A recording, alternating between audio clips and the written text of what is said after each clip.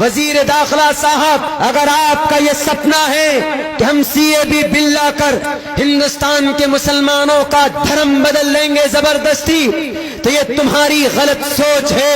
قیامت تو آ سکتی ہے، ہندوستان کا مسلمان اپنے دھرم کا، اپنے ایمان کا سودا نہیں کر سکتا ہے۔ پتہ ہمارے رگوں کے اندر کن کا خون ہے؟ ہمارے رگوں کے اندر صحابہ کرام کا خون ہے۔ بی بی سمیہ کو بیچ سے چیر دیا گیا تھا، لیکن ایمان کا سودا نہیں کیا تھا۔ حضرت بلال حبشی کے جسم میں سوراخ کیا گیا تھا، لیکن اپنے ایمان کا سودا نہیں کیا تھا۔ حضرت امام احمد ابن حنبل کے پیٹھ پر 20,000 کوڑے برسائے گئے تھے، ایمان کا سودا نہیں کیا تھا۔ حضرت امام مالک کی انگلیاں کاٹی گئی تھی، ایمان کا سودا نہیں کیا تھا۔ حضرت حسین احمد مدنی کے لیے شوٹ وارنٹ ہوا، ایمان کا سودا نہیں کیا۔ قاسم نانوتوی کی کن پٹی پر گولی لگی، ایمان کا سودا نہیں کیا۔ مولانا فضل حق خیر آبادی کو 3 سال تک جزیرے انڈمان نکوبار مالٹا کی تاریخ کے اندر کال کوٹری کے اندر ڈال دیا گیا، ایمان کا سودا نہیں کیا۔ آج بھی عبداللہ 30 کروڑ مسلمانوں کے طرف سے یہ ترجمانی کر کے تیرے کان تک آواز پہنچانا چاہتا ہے۔ ہوم منسٹر صاحب، اگر ضمیر زندہ ہے تو یہ تاریخ کی روشنی میں کہنا چاہتا ہو، 30 کروڑ مسلمانوں کے ایمان کو چھونا تو دور کی بات، تم ان کے قرآن کو جلانے کی کوشش کرو گے تو تم جل کر بھسم ہو جاؤ گے۔ اس لیے اس قرآن کی حفاظت کی ذمہ داری اللہ نے خود سے لی ہے۔ دجال فرعون آیا مٹ گیا، ہٹلر آیا مٹ گیا، دجال نمرود آیا وہ بھی اس دھرتی سے نام و نشان مٹا دیا گیا۔ اگر وقتی طور پر 350 MPs ہیں تمہارے پاس، تو یہ راجنیتی کے اندر آتی ہے حکومت، جاتی بھی ہے، بنتی ہے، بگڑتی ہے۔ اگر انہوں نے اپنی شرافت کا راستہ چھوڑ دیا تو ان مسلمانوں کے خون کے اندر آج بھی وہی گرمی ہے۔ ان کی گرمیوں نے انگڑائی لینی شروع کی تو تم کو پارلیمنٹ کے اندر بیٹھنے کے لیے کرسی نصیب نہیں ہوگی، تمہیں راستہ نظر نہیں آئے گا کہ ہم آئے تھے کہاں سے اور جائیں گے کہاں پر۔ کیوں؟ کیونکہ تم نے ہندوستان کے سمویدھان کو بدلنے کی بات کی۔ اور مسلمان وہ ہوتا ہے جو اپنے اللہ سے بھی محبت کرتا ہے، اپنے قرآن سے بھی محبت کرتا ہے، اور انڈین مسلمان اپنے ہندوستان سے بھی محبت کرتا ہے۔ شاید تمہیں یہ معلوم نہیں۔ ہندوستان کے سمویدھان کو بدلنے کی کوشش کی گئی، سمویدھان بدل دو and you can do it and accept that، کر سکتے ہو، لیکن ہمارے قرآن کو اور مسلمانوں کے ایمان کو نہیں بدل سکتے۔ میرے بھائیو، سٹیزن امینڈمنٹ بل کیا ہے میں آپ کو سمجھا دیتا ہوں، اس کے بعد پھر میں رخصت چاہوں گا۔ 15 سے 20 منٹ میرے پاس، 15 منٹ اور رہ گئے۔ بہت کم ایسا ہوا ہے کہ جہاں پر میں اتنا مختصر بیان کر پایا ہوں۔ اگر اتنا ٹائم مجھے ہر جگہ ملے تو میری آواز نہیں بیٹھے گی۔ دل بھائی جانتے ہیں، میرے بڑے بھائی میرے گائیڈ لائن کرتے ہیں، اور ہمارے سپول کے نوجوان شاعر قیصر رانا صاحب، رانا عموماً ہندو لوگ اپنے نام کے ساتھ جوڑتے ہیں، لیکن ان کا ایک شوق ہے رانا جوڑنا۔ رانا صاحب 2 مہینے ہو گئے تقریباً کنٹینیو ہم سوئے نہیں، پوری رات ایسے جاگنا ہوتا ہے، لیکن جب آپ رات کو نہیں سوئیں گے، 1-1 2 گھنٹے بولیں گے تو آٹومیٹیکلی آواز اتنی ساتھ نہیں دیتی، اور ہم پھر ایک فیلڈ الگ سے جڑے ہوئے راجنیتی کی فیلڈ میں بھی ہے۔ آپ کے جو MLA صاحب آئے تھے، ہم لوگوں نے ان کے لیے بڑی محنت بھی کی تھی اور دعا بھی کی تھی۔ دعا اس لیے کی تھی، ضرورت ہے، پروٹیسٹ سے، احتجاج سے ہم اپنی بات زیادہ نہیں منوا سکتے، لیکن جہاں بل پاس ہوتا ہے ہمیں وہاں پر اگر ہم کھڑا ہو جاتے ہیں تو ہم کسی بھی بل کو روک نہیں، ہم بل کو پھاڑ سکتے ہیں، جیسا کہ بیرسٹر اسد الدین اویسی نے پھاڑا۔ سامنے کہا تھا، آپ یہ نہیں کہیے گا کہ دستار بندی کا جلسہ سیاسی بات کر رہے ہیں، مجھے صرف ایک سوال کا جواب دے دیجئے، کیا سیاست کا تعلق اسلام سے نہیں؟ मेरे नौजवान उलमा बैठे, हजरत उमर फारूक सबसे पहले पीएम थे कि नहीं थे? जिस मुल्क में हम बसते यहाँ पर दो कानून है, एक अल्लाह का कानून है, एक हिंदुस्तान का संविधान। और हिंदुस्तान के संविधान के मुताबिक हम पॉलिटिक्स में आ सकते हैं, सियासत में आ सकते हैं। जब तक अच्छे लोग नहीं होंगे तो बुरे लोग तो आएंगे इस सियासत में। इसीलिए अब वक्त है अच्छे लोगों का, कलिमा पढ़ने वालों का पॉलिटिक्स में आना। क्यों? अभी जो बिल पास हुआ, जिन पार्टियों को हमने अच्छा समझा उनके मेंबरान ने ही इस बिल को पास करवाया। बिहार के अंदर दो बड़ी पार्टी, उनकी पार्टी के टोटल मेंबरान ने इस बिल को पास करने में वोट किया। वो चाहते तो वो कह सकते थे कि नहीं, मुस्लिम भाई हमको सपोर्ट करते हैं, हम इनके खिलाफ बिल पास नहीं होने देंगे। चाहते तो कर सकते थे, लेकिन नहीं। अगर बोला पूरे लोग सभा के अंदर, अगर वो बोला, कौन था वो? मेरे भाइयों, ये कुरान की ताकत थी, ईमान की ताकत थी। नमाज के बड़े पाबंद हैं वो, और हमें भी ना पाबंदी नमाज करनी चाहिए। कुरान हमारे एक हाथ में, हिंदुस्तान का संविधान दूसरे हाथ में, और माथे पर टोपी, माथे पर नमाज का निशान। अगर हम मुसलमानों के बीच में ये चीज आ जाए तो मुसलमान फिर किसी से डरता नहीं है। पता उस बातिल के सामने, उस बेलगाम भोले को, झूठे को, कज्जाब को, उस फासिक को जवाब देने वाला कौन था? चीख कर कहा कि तेरा नाम हिटलर की लिस्टों में लिखा जाएगा, तेरा नाम लिखा जाएगा। और उस मर्द मुजाहिद ने उसी वक्त उस बिल के 5 टुकड़े करके फाड़ दिया और कहा कि मैं तुझ जैसे मन घड़त कहानी और इस तरह से मन घड़त हिंदुस्तान के आईन के सीने को चाक करने वाले बिल को नहीं मानता। गांधी ने नहीं माना था, मैं भी नहीं मानूंगा। ये ताकत कहां से आई थी? ये ताकत ईमान की ताकत थी, ये ताकत कुरान की ताकत थी, ये ताकत वहदानियत की ताकत थी, ये ताकत टोपी और दाढ़ी की ताकत थी।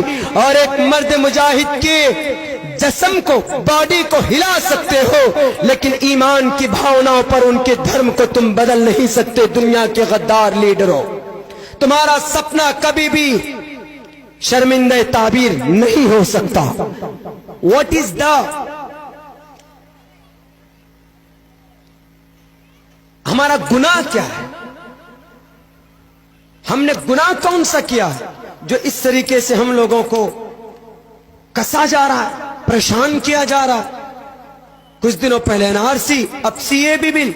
और मैं आपको बता दूं, ये जो सीएबी बिल है ये बहुत जबरदस्त है, इतना जबरदस्त है, मैं बता दूं आपको। सीएबी बिल बहुत से लोग नहीं जानते।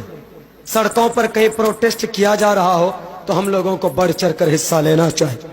और अगर कोई सपोर्ट कर रहा पार्लियामेंट में, लोकसभा में, राज्यसभा में, तो हम लोगों को उसकी मदद करनी चाहिए। अब से पहले भी, परसों भी मैंने सीएबी बिल का खुलासा किया था, मैं आज को बता देता हूं। कुछ जमाने पहले हिंदुस्तान के अंदर जबरदस्ती एक तहरीक चली थी। कौन सी? जबरदस्त धर्म बदलना, धर्म परिवर्तन, लेकिन वो कामयाब नहीं हो पाए थे। And that time they were not the successful. उस वक्त उनका आइडिया बिल्कुल खत्म हो गया था। अब उन्होंने ये सोचा कि हिंदुस्तान के मुसलमानों को कैसे आधे में लाना है, इनको कैसे डराना है। तो उन्होंने कहा कि एनआरसी लागू करो। तो सोचा कि एनआरसी में तो हिंदू, मुस्लिम से ज्यादा हिंदू फंस जाते हैं। जैसे आसाम में फंसा 12.5 लाख हिंदू फंस गए, 7 लाख ये मुसलमान थे। तो अगर मुस्लिम को के चक्कर में हिंदू भी फंस रहा है, लेकिन एक कानून निकाला। कौन सा? यहां इंडिया के लिए नहीं निकाला, डायरेक्ट निकाला अफगानिस्तान, बांग्लादेश, पाकिस्तान। जो भी हिंदू इन तीनों देशों से आएगा, मुस्लिम के अलावा कोई भी है, मुस्लिम के अलावा कोई भी है, उनको आते ही फौरन नागरिकता दे दी जाए, फौरन नागरिकता दे दी जाए।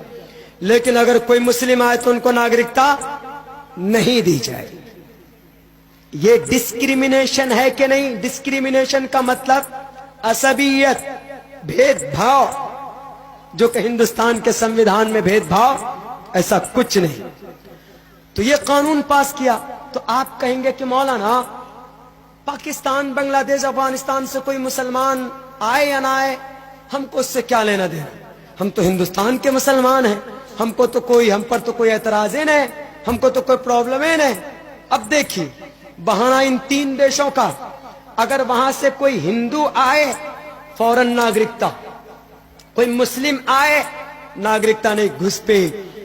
हाँ, अगर वो मुस्लिम आया अपना धर्म बदल कर आया, धर्म बदल लिया, हम थे तो अफगानिस्तान में मुस्लिम लेकिन हम हिंदुस्तान में रहना चाहते हैं, तो सीएबी बिल के तहत गवर्नमेंट कहेगा कि तुम हिंदू बन जाओ, तुम आए हो ठीक है, आई एक्सेप्ट, एंड अतिथि देव भव, आयुष्मान देव भव, आइए, वेलकम, खुशामदीद। इसका मतलब ये होता मन कान युमिनु बिल्लाहि वल यौमिल आखिर फल्युक्रिम ज़ैफा। बुखारी शरीफ की जिल्द सानी की हदीस है, उसके अंदर कहा गया कि ईमान का अदब एहतराम करना, तवाज़ो करना मेहमान का, ये ईमान का हिस्सा है। बड़ी ताकीद के साथ शेखुल हक, शेख सानी, शेख अब्दुल हक रहमतुल्लाहि अलैह ने हम लोगों को दारुल देवबंद में इसकी वजाहत करते हुए उन्होंने बताई। तो उनको कहेंगे कि मुस्लिम हो कोई बात नहीं, आओ लेकिन धर्म बदल कराओ, ठीक है, धर्म बदल लेंगे वो। अब इंडियन मुस्लिम जब एनआरसी लागू होगा तो एनआरसी में मिसाल के तौर पर 10 करोड़ या 5 करोड़ मुसलमानों का नाम नहीं आएगा।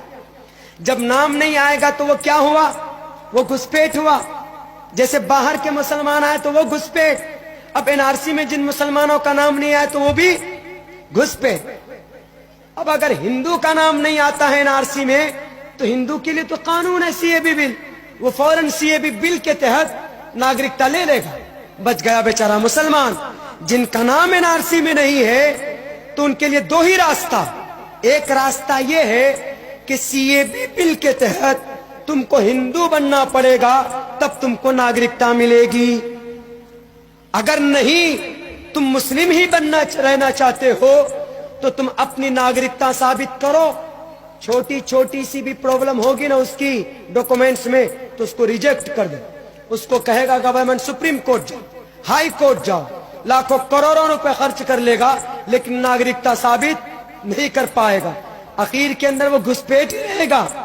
तो अब घुसपैठ के लिए क्या है, तो घुसपैठ के लिए बनाया जाता है डिटेंशन कैंप, जो कि जेल से भी ज्यादा खतरनाक होता। जब आप डिटेंशन कैंप में आपका लिस्ट चला जाएगा तो आप अपने घर, जमीन, जायदाद, दुकान, किसी भी चीज के मालिक नहीं। चूंकि आप इंडियन नहीं, आप घुसपैठ हैं, तो आपकी सारी चीजें जब्त कर ली जाएगी। लेकिन जब आदमी को डिटेंशन कैंप में जाने की बारी आएगी ना तो मुसलमान कहेगा कि भैया ऐसा है, मैं तो आ रहा हूं सीएबी बिल के तहत, मेरा नाम बदल दीजिए, मेरा नाम शंकर है, नाम अब्दुल रहमान होगा, लेकिन चूंकि नागरिकता लेना है कहेगा मेरा नाम शंकर, मेरा भगवान का नाम विष्णु, मेरे मंदिर का नाम महाकाली और मेरा बाप का नाम वासुदेव। अपना नाम सब कुछ बदल सदल करके अपनी प्रॉपर्टी और डिटेंशन कैंप में बचने से पहले ये अपना सब कुछ बदल लेगा।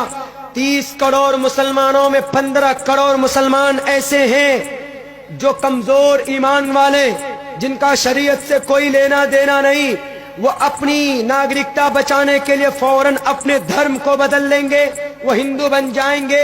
यानी 1-2 महीने के अंदर हिंदुस्तान के अंदर 10 से 15 करोड़ मुसलमान मुर्तद हो जाएंगे, मुल्हिद हो जाएंगे। ये प्लानिंग है हिंदुस्तान के गवर्नमेंट की।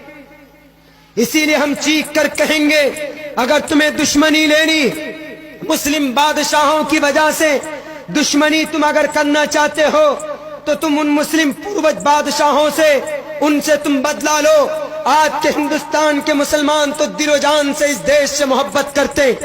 अगर तुम कहते हो कि औरंगजेब ने मंदिर तोड़ा था इसीलिए हम हिंदुस्तान के मुसलमानों को उसकी सजा देंगे, तो एक बात भूल जाओ, इतिहास को तोड़ मरोड़ कर पेश करने की कोशिश की गई। मेरे पास वक्त नहीं, वरना मैं बितफसील आपको 1175 साल तक हिंदुस्तान के मुस्लिम इंपेयर ने जो हुकूमत की, उनकी तारीख क्या है, उनकी हिस्ट्री क्या है, उनका इतिहास क्या है, हिंदुस्तान के हिंदू भाइयों को जो सुविधा اکبر بادشاہ کے زمانے میں دی گئی، کسی اور بادشاہ کے زمانے میں نہیں دی گئی۔ ٹوٹل ہندو بھائیوں سے ٹیکس کو معاف کرایا، لیکن یہ صرف دشمنی ہے۔ اگر تم دشمنی کی بنیاد پر اگر ایسا کرتے ہو تو بیٹے بنا لو تم کو جتنا قانون بنانا ہو، میں تو پھر بھی تمہیں کہوں گا کہ ان اناپ شناپ بل کو پاس کرنے سے زیادہ ہندوستان کے 13 لاکھ نوجوان جن کو نوکری نہیں ملی ہے انہیں نوکری دیجئے۔ کشن گنج کے 1300 نوجوان ایسے جنہوں نے سن 2011 اور 13 کے اندر ٹی پاس کیا، بی ایڈ پاس کیا، کوالیفائیڈ ہوئے، یا آج بھی دھان کے کھیت میں دھان کمانے پر مجبور ہے، ان کو نوکری دو۔ کوئی ایسا کام کرو کہ جس سے ہندوستان کا بھلا ہو۔ جس دن تم نے بل پاس کیا اسی دن ہندوستان کی اناج منڈی، ہندوستان کی راجدھانی دلی کے اناج منڈی کے اندر اس فیکٹری کے اندر آگ لگتی ہے، 2.5 گھنٹے تک آگ لگی رہتی۔ تمہارے پاس اتنے آلات تھے ہی نہیں، ایسی فیسلٹیز نہیں تھی کہ ان 5 بلڈنگ میں پھنسے ہوئے نوجوانوں کو، ان مزدوروں کو باہر نکالتے۔ بل پاس کرنے کے لیے تمہارے پاس پیسے ہوتے، اور اگر کہیں کسی بلڈنگ میں آگ لگ جائے تو اس بلڈنگ سے مزدوروں کو نکالنے کے لیے تمہارے پاس کوئی راستہ نہیں۔ 32,000 کروڑ کا تم بت بنا دیتے ہو، لیکن تم 2 ہیلی کاپٹر نہیں بنا سکتے جس سے اوپر سے آسمان سے پانی ان کا دمکل بنایا جائے، اور ان کے ذریعے سے کہیں پر بھی اگر ایسا اکاسمت اگر کہیں پر آگ لگ جائے، گاڑی نہ وہاں پر جائے، وہاں پر فائر بریگیڈ اگر نہ جائے تو ہیلی کاپٹر کے ذریعے پانی سے بارش کر کے ان کو بچایا جائے۔ 2.5 گھنٹے تک آگ لگی رہی۔ ہوم منسٹر صاحب، آپ کے گھر سے 5 کلومیٹر کی دوری پر 45 مزدور جل کر راکھ ہو گئے۔ بل پاس کرنا بند کرو، اس سے دیش کا بھلا نہیں ہوگا، بلکہ ہندوستان کی دلی کے اندر، حیدرآباد کے اندر اس معصوم بچی کا ریپ کیا گیا۔ جب پہنچے پولیس اسٹیشن اس کی بہن، تو پولیس والے کہنے کہ ہمارے تھانے کا معاملہ نہیں۔ اگر پولیس والے فوراً پہنچتے ٹائم پہ تو اس بچی کی بھی جان بچ جاتی، اور جو 4 لوگوں کا انکاؤنٹر ہوا ان مجرمین کا، ان کی بھی جان بچ جاتی۔ ان کو ایکٹیو تو کرو گے نہیں، صرف بیٹھ جاتے ہو پارلیمنٹ میں پرستاؤ لے کر، بل لے کر بیٹھ جاتے ہو، یہ بل پاس کرو، وہ بل پاس کرو۔ دیکھ رہا ہے تمہارا پرماتما، اور تم کو آواز دے کر کہتا ہوں، میری اسپیچ اگر تم کو سننے کو مل جائے تو تمہیں ایک بات یاد دلاتا ہوں، پاپستھاستے پرپشانتی یم روپم بھینکرم۔ جب انسانوں کی پاپوں کا گھڑا بھر جاتا ہے تو یم روپم بھینکرم، یم دود آتا ہے، اس کی آتما کو نکال کر نرک کے اندر ڈالتا ہے۔ تمہارا بھی یہی حشر ہوگا۔ ہندوستان کے راجنیتاؤں، ہندوستان کے 30 کروڑ مسلمانوں کے دلوں سے کھیلنے والوں، ان کو تکلیف دینے والوں، تمہارا دھرم شاستر تم سے کہتا ہے کوئی معاملہ الجھ جائے تو اپنے گرنتھوں کو دیکھو، ہندوستان کے سمویدھان کو دیکھو، کس باپ نے تمہیں اجازت دی؟ ہندوستان کے مسلمانوں کو کیوں چھاٹا؟ قربانی نہیں تھی؟ کہاں سے دیش بھکتی کے پروف چاہتے ہو؟ کشن گنج آ جاؤ، ارریا چلے جاؤ، بھاگلپور چلے جاؤ، میانمار چلے جاؤ، شاملی چلے جاؤ، میرٹھ چلے جاؤ، مرشید آباد چلے جاؤ، بکسر چلے جاؤ، آرا چلے جاؤ، پاٹلی پترا چلے جاؤ، شاملی کی میدان جاؤ، بالا کوٹ کی پہاڑی جاؤ، دلی کی چاندنی چوک جاؤ، 2 فٹ زمین مسلمانوں کی دیش بھکتی کا ثبوت دے گا۔ پوچھو ان ساورکر کے نیتاؤں سے، پوچھو ان کوٹ سے کے چیلوں سے کہ تمہارا پروف کیا ہے؟ اگر پروف ڈھونڈو گے تو ہندوستان میں نہیں ملے۔ کیوں؟ 1925 میں تمہارا وجود ہوا، اور مسلمان 1925 سے پہلے اس دیش کو آزاد کرنے کے لیے اپنے خون کی ہولی کھیلی تھی، اپنے خون کو پانی سے بھی زیادہ سستا کیا تھا۔ اگر تم کو دیش بھکتی کی پروف مانگے تم سے کوئی، تو تم کو لندن جانا ہوگا انگریز کے پاس، چونکہ تم انہی سے تمہارا لنک ہے۔ اپنی خیر مناؤ، اس دیش کے لوگوں کو پریشان مت کرو۔ گدی پر بیٹھے ہو، اچھا استعمال کرو اپنی طاقت کا، اپنے پرشاسن کا، تاکہ اس دیش کا بھلا ہو اور ہندوستان کے عوام کا بھلا ہو۔ اللہ سے دعا کرتا ہوں کہنے سننے سے زیادہ عمل کی توفیق عطا فرمائے۔ السلام علیکم ورحمۃ اللہ۔